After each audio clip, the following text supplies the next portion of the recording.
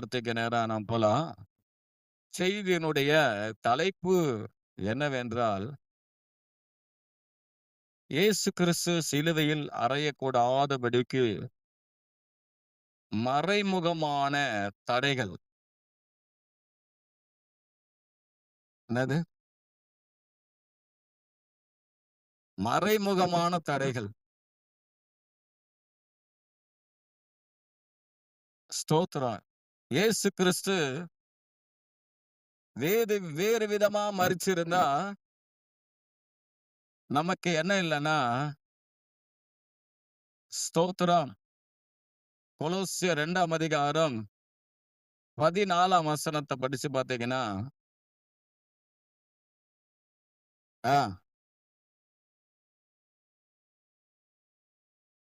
எதிரியடையாகவும் கட்டளைகளால் விரோதமாகவும் கையெழுத்தை குலைத்து அதை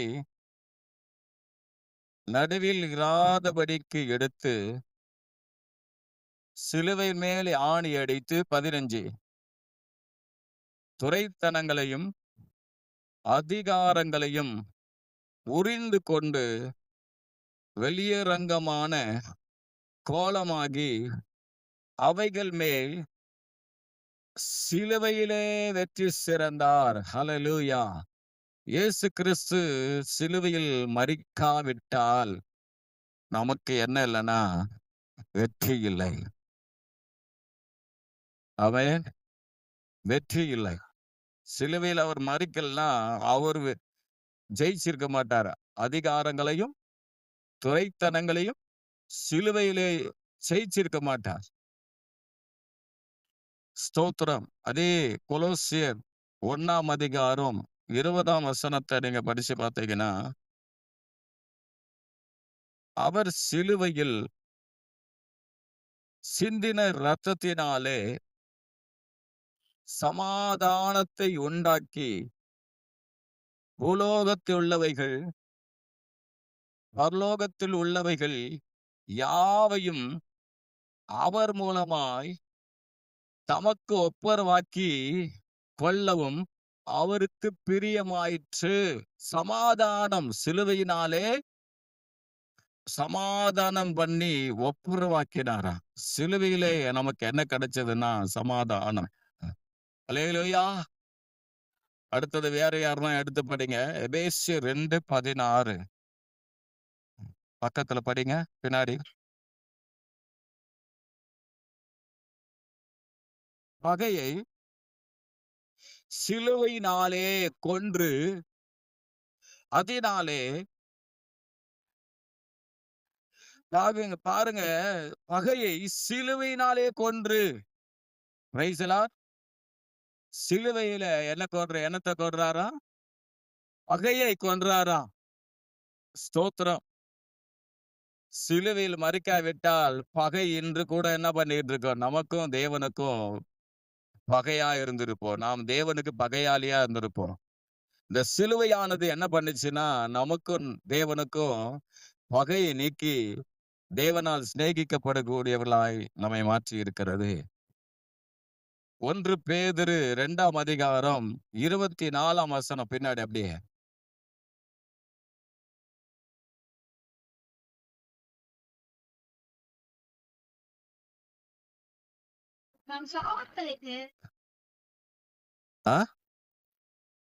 நாம் பாவங்களுக்கு செத்து நீதிக்கு பிழைத்திருக்கும்படிக்கு அவர் தாமே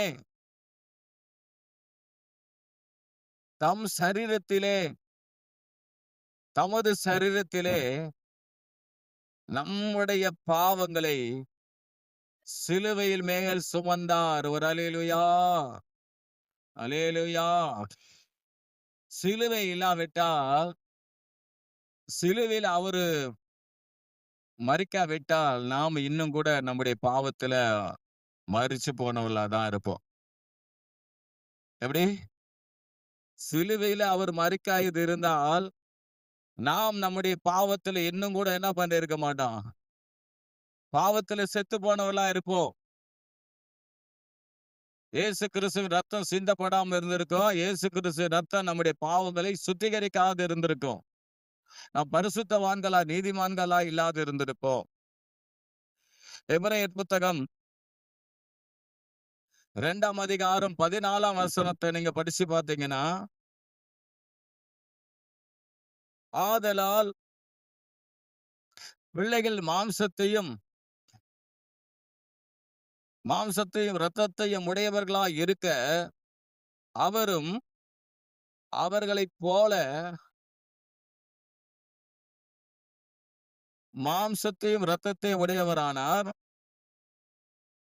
மரணத்துக்கு அதிகாரியாகிய பிசாசானவனை தமது மரணத்தினாலே அழிக்கும்படிக்கும் போதும். பாருங்க, 5வது காரியம் என்னன்னா, அவர் சிலுவையில என்ன பண்ணாருன்னா, சாத்தான, பிசாச அழிச்சார், ஜெயிச்சாரு. பிசாசு என்ன பண்ணாரு? அழிச்சாரு. சிலுவை இல்லாவிட்டால், அவர் சிலுவையில் மரிக்காவிட்டால் என்ன நடந்திருக்கும் அப்படின்னு சொல்லி பார்த்தீங்கன்னா, பிசாசு இன்னும் கூட அவன் தலை நசுக்கப்படாதபடிக்கு அவன் தலைய நசுக்கினார் என்று வேதம் சொல்லுகிறது. அப்போ சாத்தான, மரணத்தின் அதிகாரியாகிய சாத்தானே தம்முடைய மரணத்தினாலே அழிச்சார். அல்லேலூயா.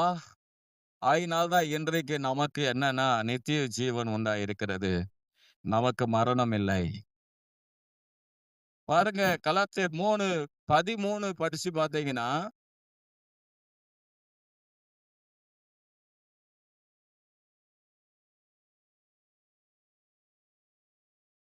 மரத்தில் தூக்கப்பட்ட எவனும் சபிக்கப்பட்டவன் என்று எழுதியிருக்கிறபடி, கிறிஸ்து நமக்காக சாபமாகி நியாயப்பிரமாணத்தின் சாபத்துக்கு நம்மை நீங்களாக்கி மீட்டுக் கொண்டார். ஹல்லேலூயா. பாருங்க, கிறிஸ்து மரத்திலே, சிலுவையிலே மரிக்காவிட்டால் நாம என்ன பண்ணிருப்போம்னா, சாபத்துக்குள்ளாய் இருப்போம். என்னதுங்க? சாபத்துக்குள்ளாய், நியாயப்பிரமாணத்தின் சாபத்துக்குள்ளாய் இருப்போம். 7வது காரியத்தை பார்த்தீங்கன்னா, டக்குன்னு படிங்க ஒருத்தங்க. யாராவது படிக்காதவங்க படிங்க. 1 பேதுரு 2:24.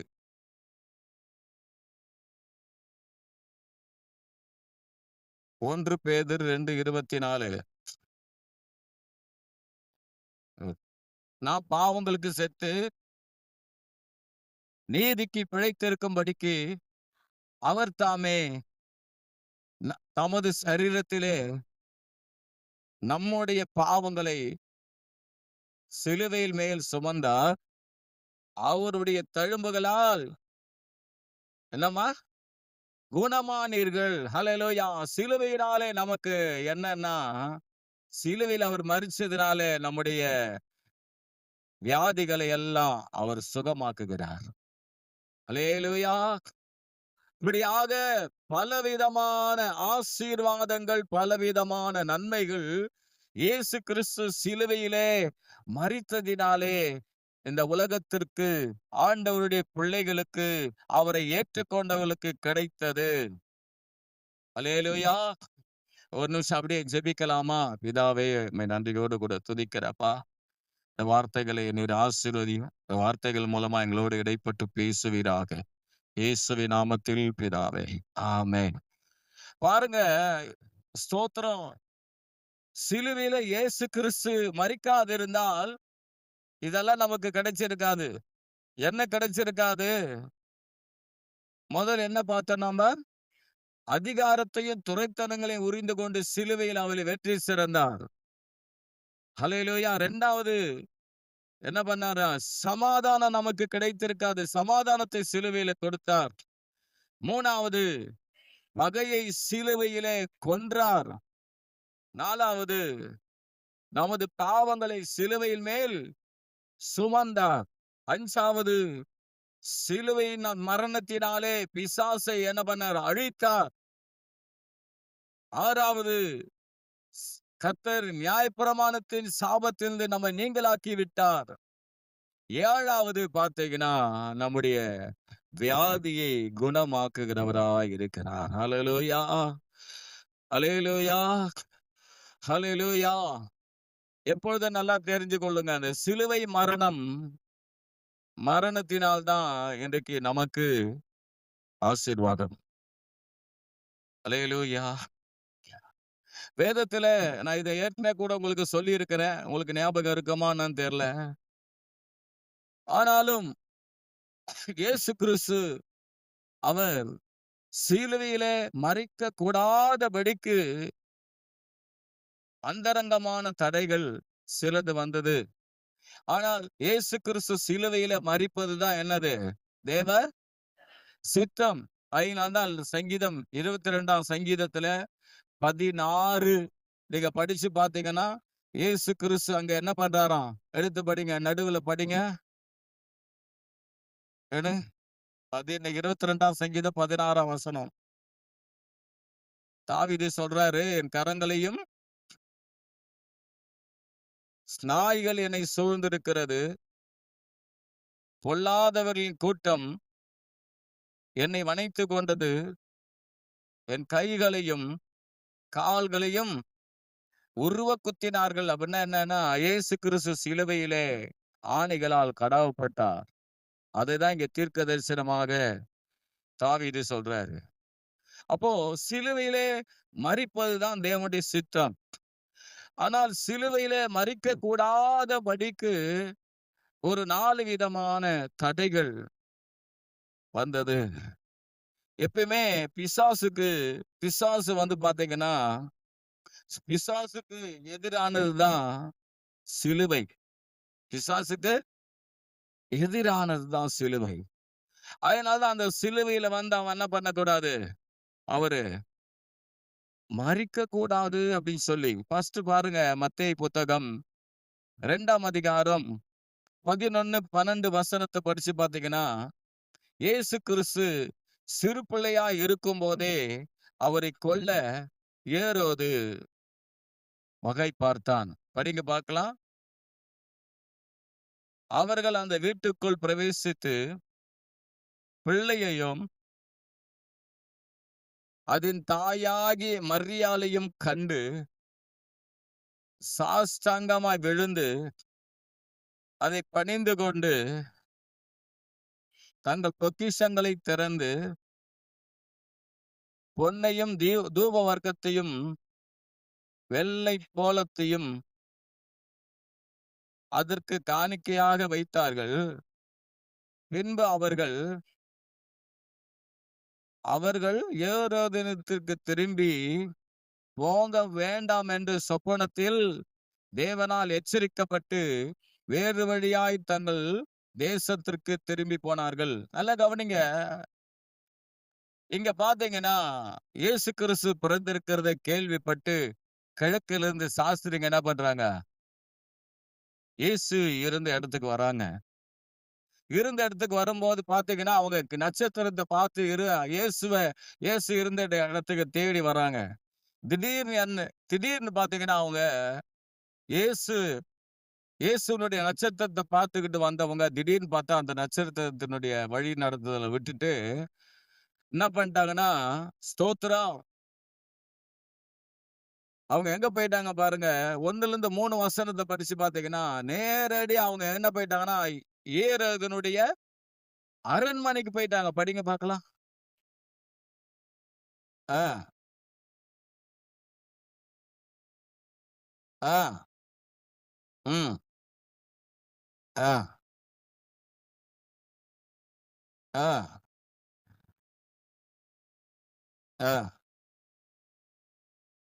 ம், ஆ.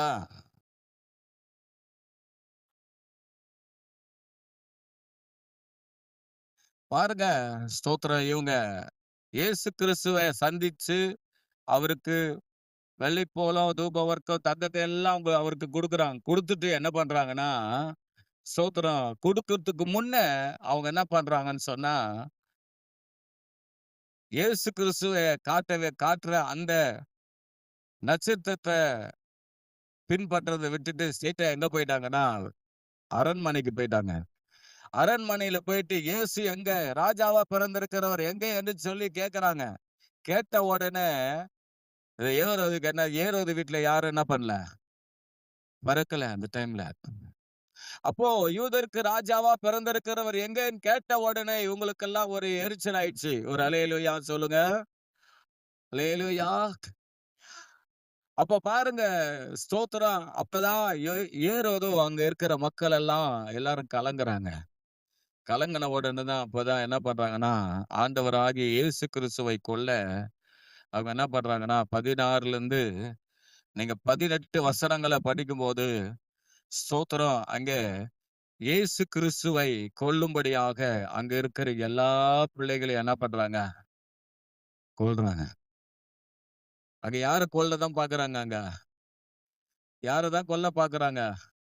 ஆமா, ஸ்தோத்திரம். நீங்க 16ல இருந்து நீங்க படிச்சு பார்த்தீங்கன்னா, அப்போது ஏரோது தன் சாஸ்திரிகளால் வஞ்சிக்கப்பட்டதைக் கண்டு மிகுந்த கோபம் அடைந்து ஆட்களை அனுப்பி தன் சாஸ்திரிகளிடத்தில் திட்டமாய் விசாரித்த காலத்தின்படியே பெத்லகேமிலும் அதன் சகல எல்லைகளிலும் இருந்து 2 வயதுக்குட்பட்ட எல்லா ஆண் பிள்ளைகளையும் கொலை செய்தான். ஹல்லேலூயா.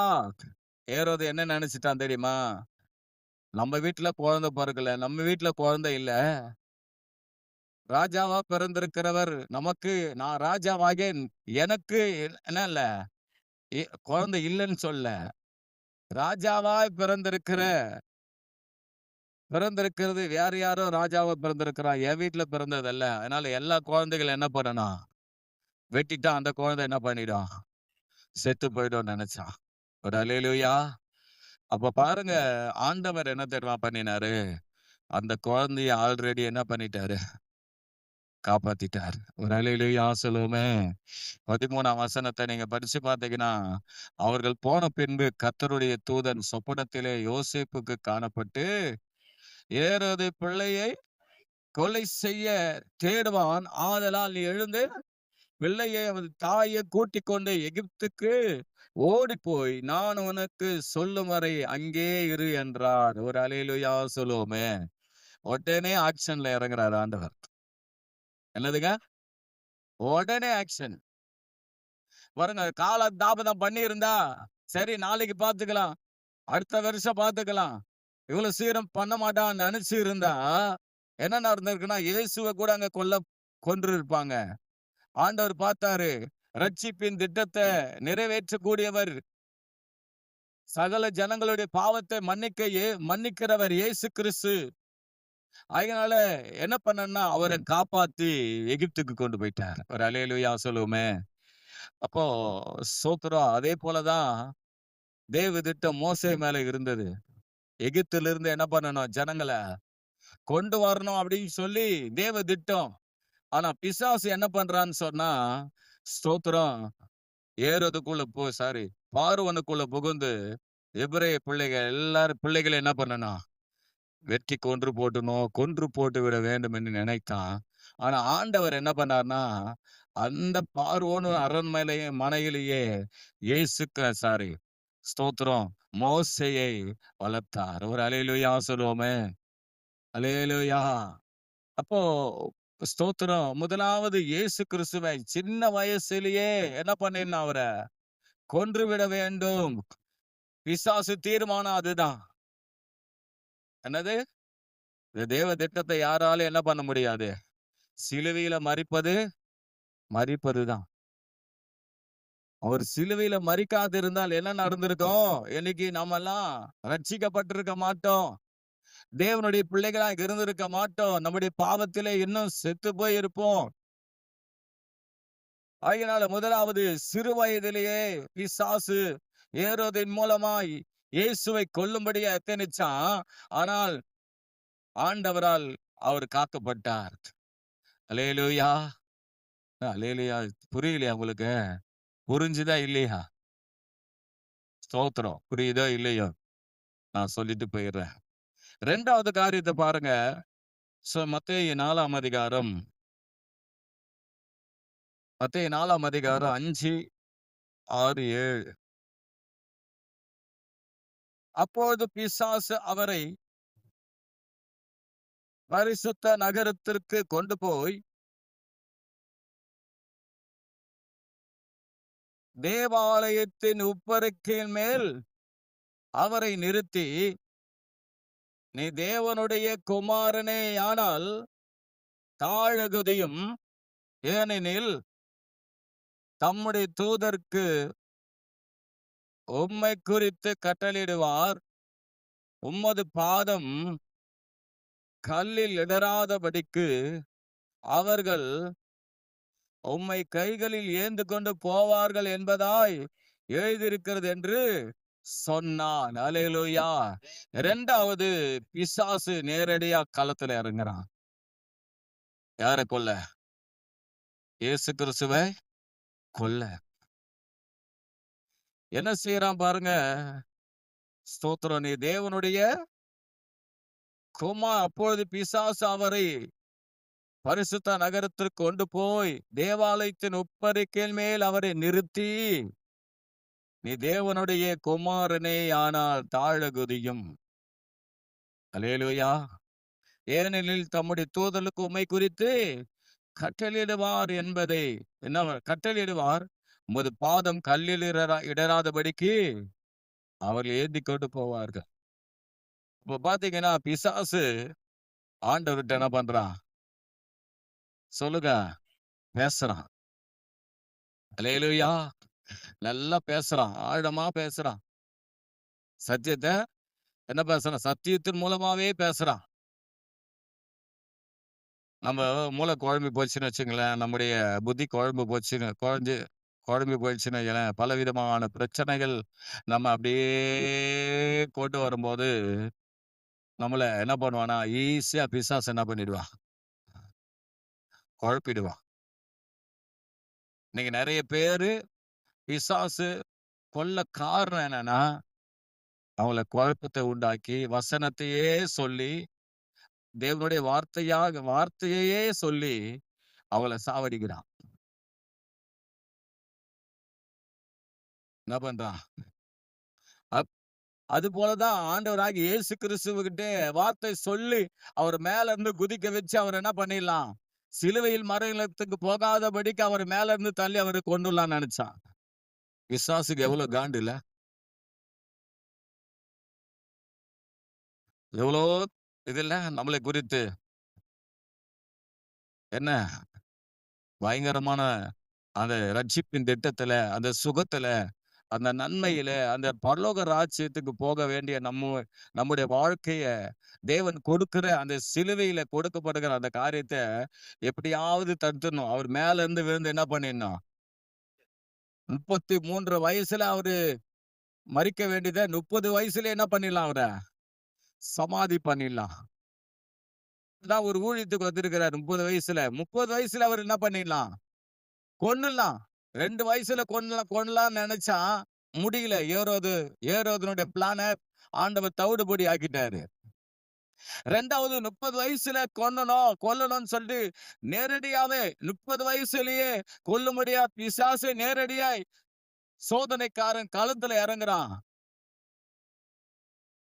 பிசாசுனுடைய அந்த வார்த்தைய யாரெல்லாம் கேட்டிருக்கேன்னு தெரியாது. ஒருவேளை நீங்க நினைக்கலாம், சத்தமா அதிர்ற மாதிரி பேசுவான்னு சொல்லிட்டு. அப்படி கிடையாது. பிசாசு வார்த்தை என்னன்னா தெரியுங்களா? அது உங்களால சகிக்கவே முடியாது. ஐயையோன்னு கத்துற அளவுக்கு இருக்கும் வார்த்தை. ஐயோ வேணாம் என்ற அளவுக்கு இருக்கும் வார்த்தை. தெரியுமா உங்களுக்கு? யாருக்கெல்லாம் வார்த்தை கேட்டிருக்கீங்க?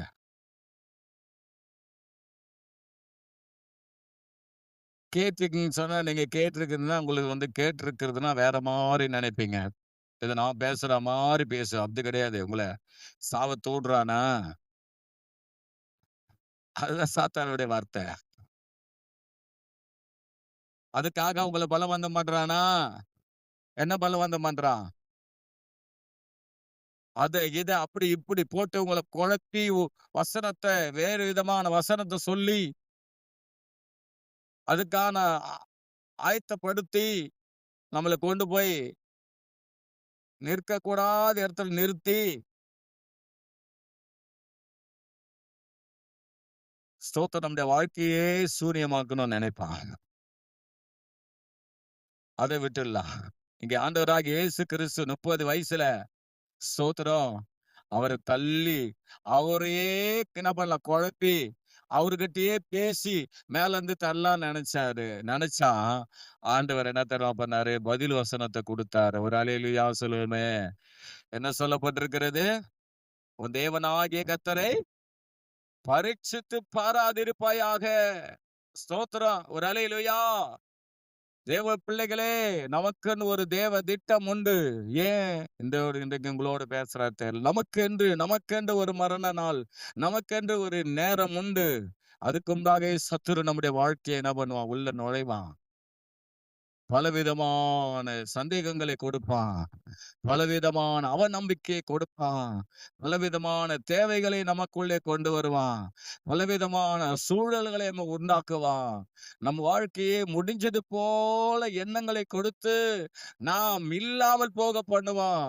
ஆனா நான் என்ன சொல்றேன்னா, தேவ பிள்ளைகளே, சாத்தானை சிலுவையிலே ஜெயித்தவர் உனக்கு ஒரு வெற்றியை தருவார். ஹல்லேலூயா! உனக்கு ஒரு ஜெயத்தை தருவார். ஆமென். அது போதாதுன்னு பிசாசு என்ன தெரியுமா பண்றான்? சிலுவையில மறிக்கக் கூடாதுன்னு சொல்லிட்டு இயேசுவ என்ன பண்றான் அவன்? மத்தேயு 16ஆம் அதிகாரம் 21லிருந்து 24 வசனத்த வீட்ல போய் படிச்சுக்கொள்ள. என்ன சொல்லப்பட்டிருக்குன்னா, பேதுரு என்ன பண்றாரு? இது உமக்கு நான் சிலுவையில மறிக்கப் போறேன்னு சொல்றாரு. அப்பதான் பிசாசு பேதுருக்குள்ள இருந்து பேசுறான். இது உமக்கு சம்பவிக்க கூடாது. இது உமக்கு நடக்கக் கூடாதுன்னு சொல்லி அவர் என்ன பண்றான்? அன்பால கடிந்து கொள்றான். ஆனா ஆண்டவர் என்ன தெரியுமா பண்றாரு? எனக்கு பின்னாக போ சாத்தானே அப்படின்னு சொல்றாரு. ஒரு அல்லேலூயா! எல்லாம் கவனிச்சுங்க. கர்த்தர் எப்படியாவது அவன் என்ன பண்ணுவான்னு சொன்னா, ஸ்தோத்திரம் எப்படியாவது நம்மள ஸ்தோத்திரம் அவர தாக்குறது போல நம்மள கூட தாக்குவான். எபிரேயர் 2:14 ஏற்கனவே கூட படிச்சோம். மரணத்துக்கு அதிகாரியாகிய சாத்தானை தமது மரணத்தினால என்ன பண்ணாரு? அழிச்சார். அப்போ அவரு மலையிலிருந்து குதிச்சிருந்தா அவன அழிச்சிருக்க முடியுமா? மலையிலிருந்து குதிச்சு அவர் மரிச்சிருந்தா பிசாச அழிச்சிருக்க முடியுமா? ஐயய்யோ! கோட்டா உட்கார்ந்துகிற, புட்டுன்னுகிற. இல்லன்னா சின்ன வயசுலயே அவர் மரிச்சிருந்தா அவர சாவடிச்சிருக்க முடியுமா? பிசாச சாவடிச்சிருக்க முடியுமா? நான் மேல இருந்து குதிக்கிறேன் பாரு. குதிச்சு உன்ன சாவடிக்க போறேன்னு சொல்லிட்டு அவர் மேல இருந்து குதிச்சிருந்தா என்ன ஆயிருக்கும்? பிசாசும் செத்திருக்க மாட்டான். நமக்கும் மீட்பு வந்திருக்காது. பிசாசு ம பிசாசு எதனால அழிக்கப்பட்டான்னு சொன்னா, சிலுவை மரணத்தினால. அல்லேலூயா! ஆகையினால் தான் பார்த்தான். நான் இவரு சிலுவை மரணத்துல மரிச்சாருன்னா நமக்கு ஆபத்து. நமக்கு அந்த அவருடைய சிலுவை மரணத்தினால தான் நமக்கு மரணம். இப்ப நம்ம எதுக்கு அதிபதியா இருக்கிறோம்?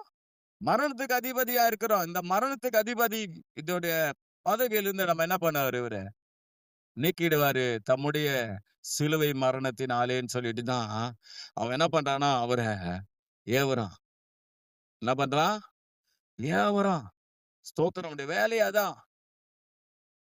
ஆதியாகமம் 3:15 அதான் சொல்லுது. அவர் உன் தலையை நசுக்குவார். சிலுவையில தான் அவர் தலையை நசுக்குவார். 3வது காரியம் பாருங்க. அவர் ஊழியம் செய்யும்போது, மக்கள் அவரை கொல்ல முயற்சித்தாங்க. எல்லாம் பாருங்க, தூங்காதீங்க, தூங்கக்கூடாது. அல்லேலூயா! 3வது காரியம் என்னது? ஊழியம் செய்யற நாட்களில அவர என்ன பண்ணாங்கன்னா, கொல்ல நெனச்சாங்க. பாருங்க, லூக்கா 4ஆம் அதிகாரம் 29, 30. லூக்கா 4, 29, 30.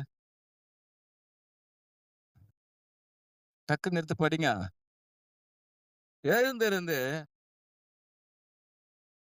அவரை ஊருக்கு புறம்பே தள்ளி, தங்க ஊர் கட்டப்பட்ட இருந்த செங்குத்தால மலையின் சிகரத்திலிருந்து அவரை தலைகீழாய் தள்ளி விடும்படிக்கு, பாருங்க, ஆண்டவராகிய இயேசு கிறிஸ்துவையே கொல்றதுக்கு அங்க இருக்கிற மக்கள் என்ன பண்றாங்க? தலைகீழா செங்குத்தான மலையிலிருந்து தள்ளி விடணுமா அவர? யாரு அது? அவ்வளவு நேரம் உபதேசத்தை கேட்டுக்கிறான். ஏசாயா 61ஆம் அதிகாரத்தை உபதேசத்தை கேட்கிறான். எலிசாவை குறித்து உபதேசத்தை கேட்கிறான். எலிசாவை குறித்து உபதேசத்தை கேட்கிறான். எல்லாம் கேட்கிறான். எல்லா உபதேசத்தை கேட்டுட்டு கடைசியில பார்த்தா ஆண்டவர் ஒரு வார்த்தை சொல்றாரு. என்னன்னா, 24ஆம் வசனத்தை நீங்க படிச்சு பார்த்தீங்கன்னா, ஆனாலும் ஆ ஆ ஆ பாருங்க, ஸ்தோத்திரம். இது கேட்ட உடனே 28ஆம் வசனம் சொல்லுது, ஜெப ஆலயத்திலிருந்து எல்லாரும் இவைகளை கேட்டபோது கோபம் உண்டாயிருக்கு. ஆண்டவர் சொல்றாரு, தீர்க்கதரிசிக்கு தான் ஊர்ல மதிப்பு இல்லைன்னு சொன்ன உடனே இவனுங்களுக்கு எல்லாம் ஒரே கோபம் வந்துச்சு. உபதேசத்தை கேட்ட உடனே கோபம் வந்துருச்சு. நீங்க எல்லாம் கோபப்பட்டீங்கன்னு நான் சொல்ல மாட்டேன். எல்லாம் நல்லா சமாதானமா உட்கார்ந்து இருக்கீங்க. அங்க இருந்தவனுங்க மோசமானவனுங்க. உடனே என்ன பண்ணிட்டானுங்க? உடனே கோவப்பட்டு அவர் என்ன பண்ண, மலை மேல தூக்கின்னு போயிட்டானுங்க. செங்குத்தான மலையின் மேல் தலைக்கீழ் தள்ளணுமா? இது யாரு இது? இது யாரு இது? அங்க இருந்த மக்களுக்குள்ள கிரியை செய்தது யாரு? பிசாசு என்ன செஞ்சான்? ஏற்கனவே மேல இருந்து தலைக்கீழ் தள்ளி விட்டுன்னு தான் நினைச்சான். பாருங்க, அவர் பிசாசோட மோசமானவனுங்க அவனுங்க. பிசாசாவது பேசணும். ஆனா இவன் என்ன பண்றானுங்க இவனுங்க? தள்ளி விடவே ஆக்ரோஷமா கிரியை செய்யறான் பிசாசு. ஒரு சிலர் பாத்தீங்கன்னா, நம்முடைய வாழ்க்கையில நம்மள தள்ளி விடுறதுக்குனே இருப்பாங்க. அதெல்லாம் பார்த்து ரொம்ப ஜாக்கிரதையா இருக்கணும் நீங்க. என்ன பண்ணணும்? ஜாக்கிரதையா இருக்கணும். இப்ப ஆள குறித்து ஜாக்கிரதையா இருக்கணும். ஏன்னா கண்டுபிடிக்கணும். நம்மை கவிழ்த்து போடணும்னு தான் எதிர்பார்ப்பான் அவன். சோ பாருங்க, அடுத்தது பாருங்க, அதே 4ஆம் அதிகாரத்துல 4ஆம் அதிகாரம் 8ஆம் அதிகாரம், யோவான் 8ஆம் அதிகாரம் 57, 58, 59. அப்பொழுது யூதர்கள் அவரை நோக்கி, இன்னும் 50 வயதாகவில்லையே, நீ ஆபிரகாமின் உனக்கு இன்னும் 50 வயதாகவில்லையே, நீ ஆபிரகாமை கண்டாயோ என்றார்கள். அதற்கு இயேசு,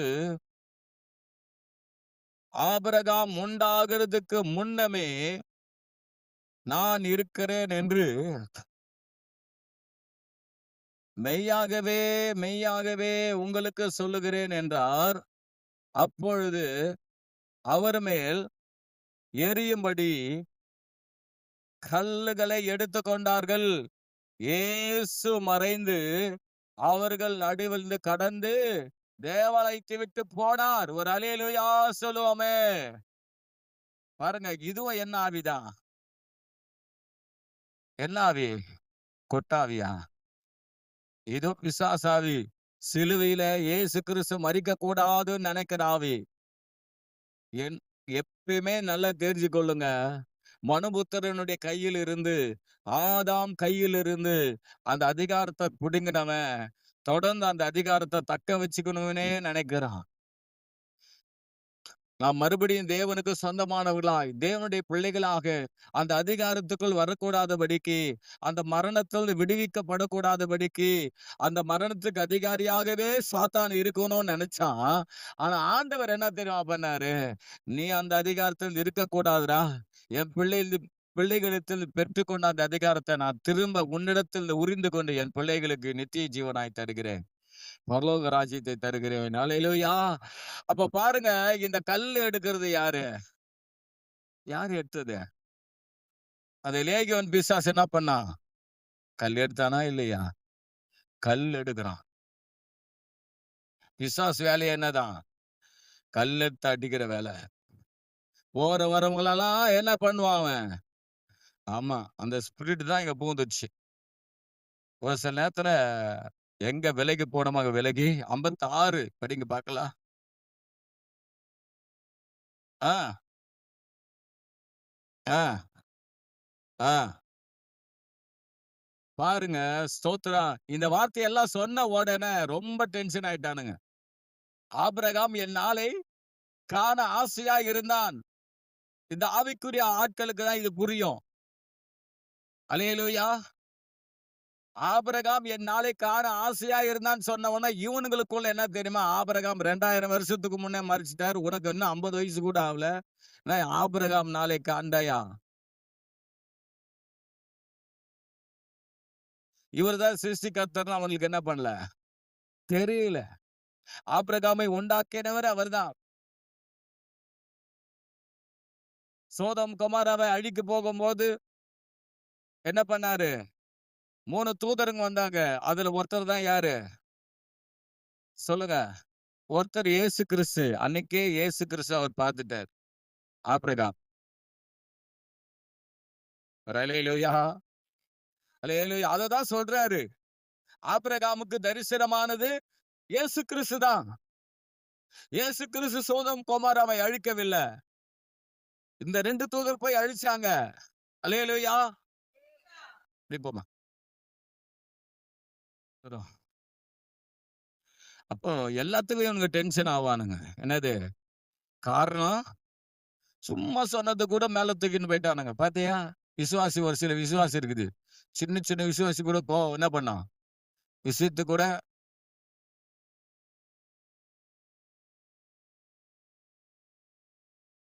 சுர்ருன்னு ஏறும். இது யார் ஆதி? சொல்லுங்க. ஓ! இவ்வளவு அற்புதம் பண்றாரு. இது கூட தெரியாதா? அவர் கர்த்தர்ன்னு தூக்கின்னு போயிட்டானுங்க. அப்படியே தூக்கின்னு அவரை தள்ளி விட்டுறணும்னு நினைக்கிறான். நம்மள தள்ளணும்னு நினைக்கிற ஆளெல்லாம் இன்னைக்கு நாமெல்லாம் ஜீவனோட இருக்கிறோம்னு சொன்னா காரணம் என்ன தெரியுமா? அது சிலுவை. அந்த சிலுவை. ஹல்லேலூயா. சிலுவை மரணத்தினால் தான் இன்றைக்கு நாம் ஜீவனோடு கூட இருக்கிறோம். தள்ளிவிட நேரத்துல நம்மை காப்பாற்றி கொண்டு வந்திருக்கிறார். இனி கூட பிசாசு நம்ம தள்ள முடியாது. அவன் 10ஆம் அதிகாரம், யோவான் 10ஆம் அதிகாரம் 31ஆம் வசனம். டக்குன்னு போயிடலாம். அடுத்த குறிப்பு சொல்லி முடிச்சிடலாம் டக்குன்னு. அப்போது யூதர்கள் மறுபடியும் அவர் மேல் கல் எறியும்படி கல்லுகளை எடுத்து கொண்டார்கள். பாருங்க, அவங்கள விட மாட்டாங்க அவனுங்க. நியாயப்பிரமாணத்தை சொல்லுங்க. நியாயப்பிரமாணத்தை விட்டவே மாட்டானுங்க. நல்லதெல்லாம் கைப்பிடி என்ன பண்ண மாட்டான்? நல்லதெல்லாம் கை கொள்ள மாட்டான். கெட்டதான் கை கொள்ளுவான். கெட்டவன் எல்லாம் விட்டுருவான். நல்லவன் என்ன பண்ணுவான்? சொல்லுங்க. உங்களை சொல்லலைங்க. நான் உங்களுக்கு ஆறுதலா பேசிட்டு இருக்கேன். உங்களுக்கு தேவன் கொடுத்த அந்த ஸ்லாக்கியத்தை பேசிக் கொண்டு இருக்கிறேன். உடனே மறுபடியும் கல் எடுத்துட்டானுங்க. எதுக்கு கல் எடுத்தானுங்க? படிங்க 39. ஆ, ஆ. ஸ்தோத்திரம். பாருங்க, 2 வாட்டி இவனுங்க அவரை சாவடிக்கணும்னு சொல்லிட்டு கல் எடுத்தானுங்க, தப்பிச்சிட்டாரு. இப்ப மறுபடியும் பிடிக்கிறானுங்க. ஸ்தோத்திரம். Praise the Lord. அப்ப பாருங்க, நான் விலைக்கு சொல்லல. அது யோவான் 12ஆம் அதிகாரம் 35, 36. அடுத்த குறிப்பு போயிடலாம். சொல்லி முடிச்சிடலாம் அடுத்த குறிப்பு. அதற்கு இயேசு, என்னம்மா? இன்னும் கொஞ்ச காலம் ஒளி உங்களிடத்தில் இருக்கும். இருளில் நீங்கள் அகப்படாதபடிக்கு ஒளி உங்களோடு இருக்கையில் நடவுங்கள். இருளில் நடக்கிறவன் தான் போகிற இடம் இன்னதென்று அறியான். ஒளி உங்களோடு இருக்கையில் நீங்கள்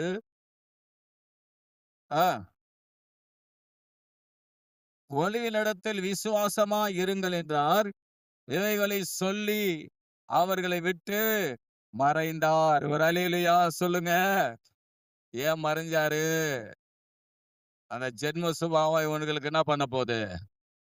வரப்போகுது. என்ன ஜென்ம சுபாவம்? கல் எடுக்க போறானுங்க. என்ன எடுக்க போறானுங்க?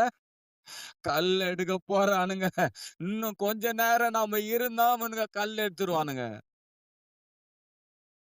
பிரைஸ் எல்லாம் பாருங்க, சிலுவையில அவர் மரிக்கிறதுக்கு எப்படியெல்லாம் தப்பிச்சு வர வேண்டியதா இருக்கு பாருங்க.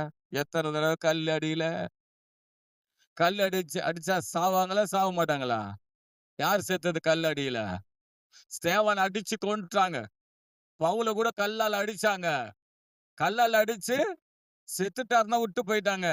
அதுக்கப்புறம் இந்த மனுஷன் பாத்தீங்கன்னா எழுந்து வேம்பெருமான் அறுப்பாரா? ஸ்தேவான் கல்லால் அடிச்சு கொண்டாங்க. இன்னொரு பொம்பளை என்ன இன்னொரு லேடியை கல்லால் அடிக்கணும்னு நினைச்சாங்க. யாரு? இல்லையா? இவனுக்கு கல்லால் அடிச்சு கொல்ல நினைச்சாங்க. மேல இருந்து தள்ள நினைச்சாங்க. இப்படி எல்லாம் நினைச்சு எப்படியாவது இவர் சிலுவைக்கு போக கூடாதுன்னு சொல்லி அந்த சிலுவை மரணத்தின் அவரை வெளியே கொண்டு வரணும்னு நினைச்சாங்க. ஆனால் இயேசு சிலுவையிலே நமக்காய் மரித்தார். கடைசியா நான் ஒண்ணு சொல்லி முடிச்சிடறேன். 4வது காரியம், இயேசு கிறிஸ்து சிலுவையில் மறைக்க கூடாதபடிக்கு பிலாத்துனுடைய மனைவி தடையா இருந்தார்கள். யார் தடையா இருந்தாங்க? ஏரோதனுடைய மனைவி, சாரி, பிலாத்து மனைவி, ஏரோது, இவங்க 3 பேரும் சிலுவையில இயேசு கிறிஸ்து மரிக்க கூடாதபடிக்கு தடையா இருந்தாங்க. படிங்க பார்க்கலாம், ஒன்னொன்னா படிங்க பார்க்கலாம். 19 யோவான் 19ஆம் அதிகாரம் 12ஆம் வசனம். அது முதல் பிலாத்து அவரை விடுதலை பண்ண வகை தேடினான். யூதர்கள் அவரை நோக்கி, இவனை விடுதலை பண்ணினால் நீ ராயனுக்கு சிநேகிதன் அல்ல. ராஜா என்கிறவன் எவனோ அவன் ராயனுக்கு விரோதி. போதும் பாருங்க, என்னன்னா பிலாத்து என்ன பண்றான்? இவரை விடுதலையாக்க முயற்சிக்கிறான். விடுதலையாக்க முயற்சித்து அவன் என்ன பண்றான்னா, ஸ்தோத்திரம், அவனுக்கு பதில் யார என்ன பண்ணலாம்? யார? பரபாச என்ன பண்ணலாம்? ஸ்தோத்திரம், என்ன பண்ணலாம்? சிலுவைக்கு ஒப்பு கொடுக்கலாம் அப்படின்னு நினைக்கிறாரு. ஆனா இவனுங்கெல்லாம் என்ன தெரியுமா பண்றானுங்க? இல்ல இயேசுதான் சிலுவையில் அறையப்பட வேண்டும். அதுல 10ஆம் வசனத்தை 19:10, அப்போது பிலாத்து, நீ என்னோடு கூட பேசுகிறது இல்லையா? உன்னை சிலுவையில் அறைய எனக்கு அதிகாரம் உண்டு என்றும் உன்னை விடுதலை பண்ணவும் எனக்கு அதிகாரம் உண்டு என்று உனக்கு தெரியாதா அப்படின்னு சொல்றான். பாருங்க, அந்த இடத்துல ஸ்தோத்திரம், பிலாத்து என்ன பண்றான்? இவரை விடுதலை ஆக்கன்னு முயற்சி பண்றான். பிலாத்து விடுதலை ஆக்கியிருந்தா என்ன நடந்திருக்கும்? என்ன நடந்திருக்கும்? சிலுவையில மறிச்சிருக்க மாட்டாருங்க அவரு. பிலாத்துக்கு நல்லா தெரியுது, இவர் யாரு? இவரு குற்றமற்றவர், குற்றமில்லாதவர், மாசற்ற ஆட்டுக்குட்டி. அவர் அந்த ஆட்டுக்குட்டி ஏதாவது சிலுவையில மறைக்கணும். இவன் என்ன பண்ணலாம் நினைச்சான்னு தெரியுமா? தன் அதிகாரத்தை பயன்படுத்தி அந்த சிலுவை மரணத்தில் அவரை கொண்டு வரணும்னு நினைக்கிறான். 2வது பாருங்க, 3-4 வசனத்தை கூட படிச்சு பாத்தீங்கன்னா,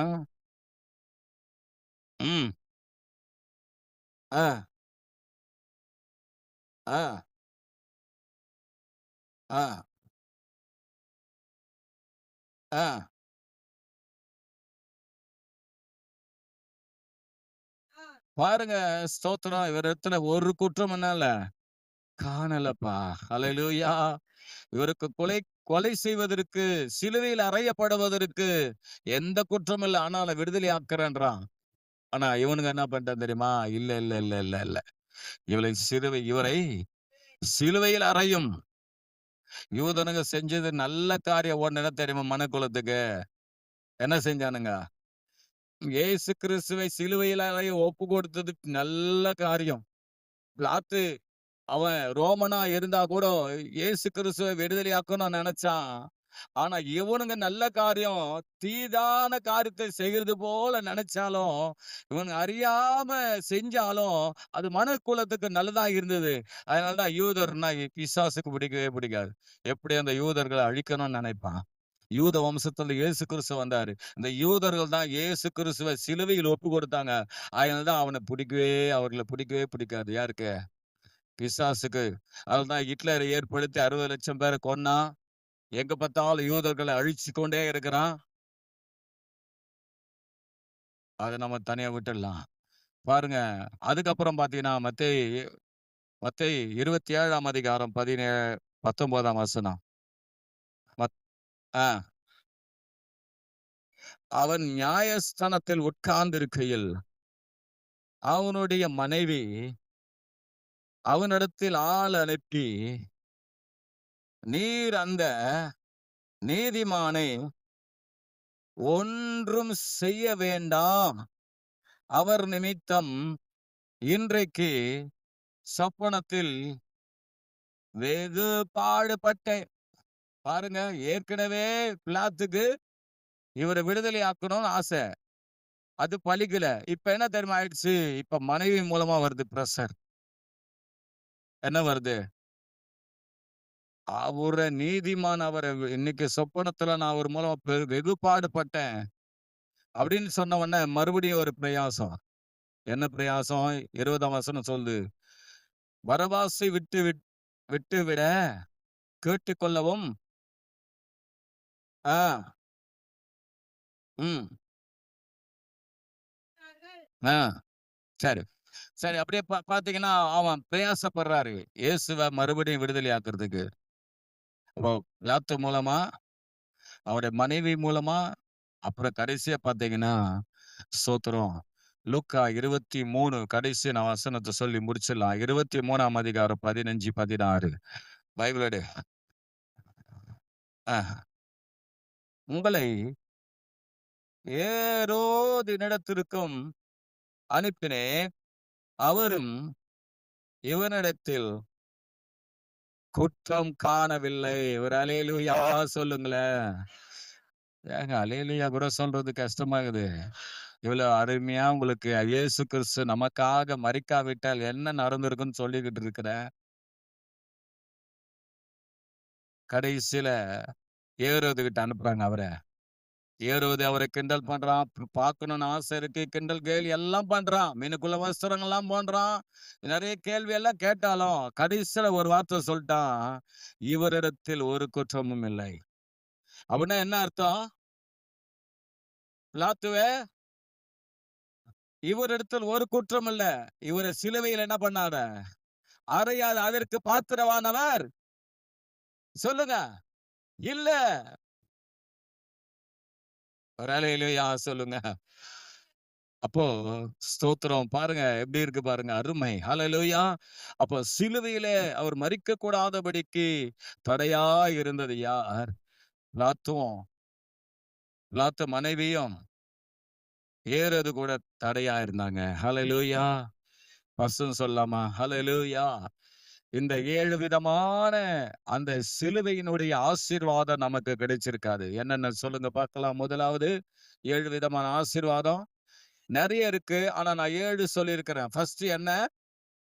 அ வெற்றி.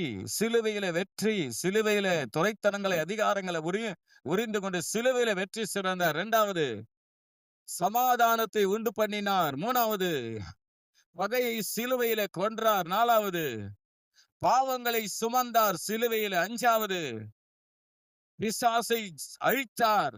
6வது நியாயப்பிரமாணத்தினால் உண்டாகும் சாபத்தை அழித்தார். 7வது சிலுவையினாலே இயேசு கிறிஸ்துவின் தழும்புகளாலே நாம் சுகமாகிறோம். ஒரு அல்லேலூயா சொல்லுங்களேன். இவைகள் எல்லாம் நமக்கு சிலுவையிலே கிடைத்து விட்டது. ஆனால் அவைகளுக்கு கிடைக்கக் கூடாதபடிக்கு, சிலுவையில் மரிக்கக் கூடாதபடிக்கு அவரை சிறு வயதிலே கொல்லும்படி நெனச்சான். ஆனா ஆண்டவர் பிளான் போட்டு அவர பக்காவா எகிப்துக்கு கொண்டு போய் காப்பாற்றி, மறுபடியும் கொண்டு வந்து அதே எருசலேம் பட்டணத்துல அவர் மரிக்க வச்சாரு. கொல்கதா மலையிலே. 2வது அவரை மலை மேல கொண்டு போய், மேல இருந்து பார்க்க வச்சு, உப்பரிக்கு மேல் கொண்டு போய் மேல இருந்து குதி. 30 வயசுல அவர கொல்லணும்னு நெனச்சான். ஆண்டவர் அவன் பிசாசுடைய தாட்ல சிந்தனைக்கு தப்பி, அவன் என்ன பண்ணாருன்னா, வசனத்தினாலே அவனை ஜெயித்து, அவர் சிலுவையிலே நமக்காக மரித்தார். 3வது இருந்த மக்கள் ஊழியம் செய்கிற நாட்களிலே அவர செங்குத்தான மலைக்கு கொண்டு போய் தலைகீழா தள்ளணும்னு நெனச்சான். 2வது கல்லால் அடிச்சு கொல்லணும்னு நெனச்சான். ஆனால் எல்லா இடத்திலும் அவர் மறைந்து விலகி போனார் என்று வேதம் சொல்லுகிறது. ஒரு அல்லேலூயா! ஒரு அல்லேலூயா!